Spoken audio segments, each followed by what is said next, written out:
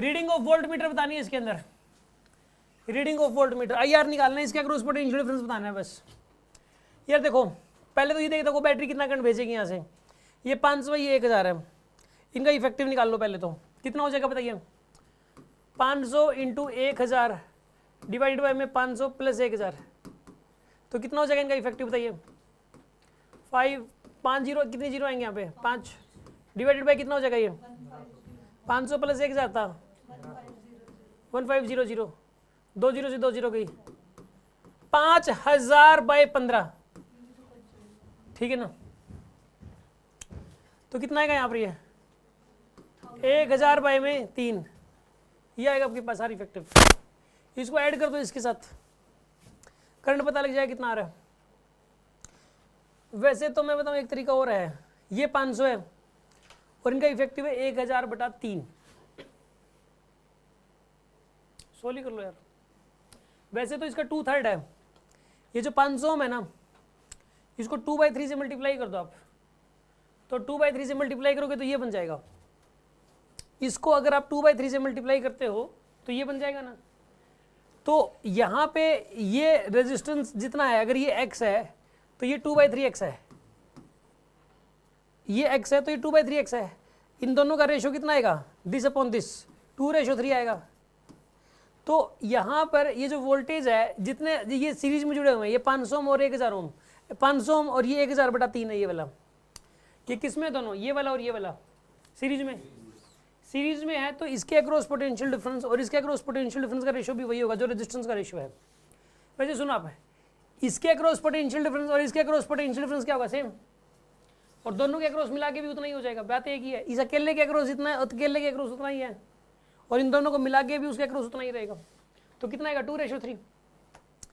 इस 10 वोल्ट को 2:3 में डिवाइड कर दो, इसके अक्रॉस 4 वोल्ट आएगा, इसके अक्रॉस 6 वोल्ट आएगा। तो पूछा किसके अक्रॉस था, वोल्ट मीटर, इसके अक्रॉस 4 वोल्ट आंसर आएगा, 4 वोल्ट, ये 4 वोल्ट आंसर आएगा। 4 वोल्ट कैसे आया बताइए इसके अंदर। या फिर एक काम करो, सुनो देखो मैं आपको दोनों तरीकों से समझा दे रहा हूँ। इसके अंदर देखो आप, पहले तो एक रूल क्या होता है, रूल ये होता है कि जैसे कि यहाँ पे एक रेजिस्टेंस है ये वाला, एक रेजिस्टेंस ये वाला है, ठीक है, या 3 रेजिस्टेंस लगा दो यहाँ पे, ठीक है, ये R1 है, ये R2 है, ये R3 है, ठीक है, ये 2 ओम है मान लो, ये 4 ओम है, ठीक है, और ये भी 4 ओम है। ये बैटरी कितने भी वोल्ट की है, मतलब मान लो 120 वोल्ट की है। रेजिस्टेंस का रेशियो 1:2:4 है, तो 1:2:2 है। तो इसके अक्रॉस पोटेंशियल डिफरेंस जो आएगा ना V1, इसके अक्रॉस पोटेंशियल डिफरेंस V2 और इसके अक्रॉस पोटेंशियल डिफरेंस V3, ये उसी रेशियो में होंगे जिस रेशियो में रेजिस्टेंस है, ठीक है ना।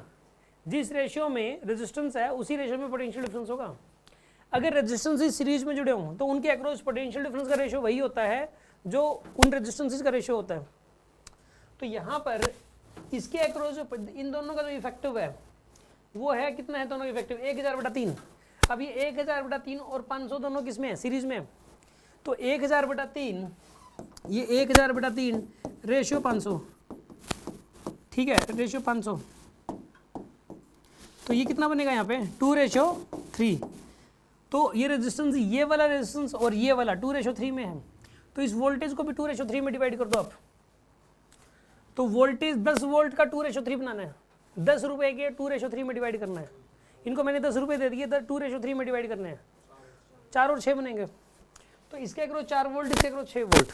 एक तरीका तो ये करने का। दूसरा तरीका क्या, यहाँ पे इसका R इफेक्टिव निकाल लिया था, इसमें 500 जोड़ दो, बैटरी के अक्रॉस R इफेक्टिव निकलेगा पहले तो, फिर E/R करोगे, करंट पता लगेगा। अब करंट पता लगेगा, वो जो करंट है वो इधर जब जाएगा तो उस करंट को 2 पार्ट्स में डिवाइड करोगे आप, ठीक है ना। तो इसमें से देखना पड़ेगा कितना करंट जाएगा, फिर IR करना पड़ेगा, ठीक है। बहुत लंबा पड़ेगा इस केस में। अरे बात समझ में आ रही कि नहीं आ रही आपको, किसी कुछ पूछना है इसमें?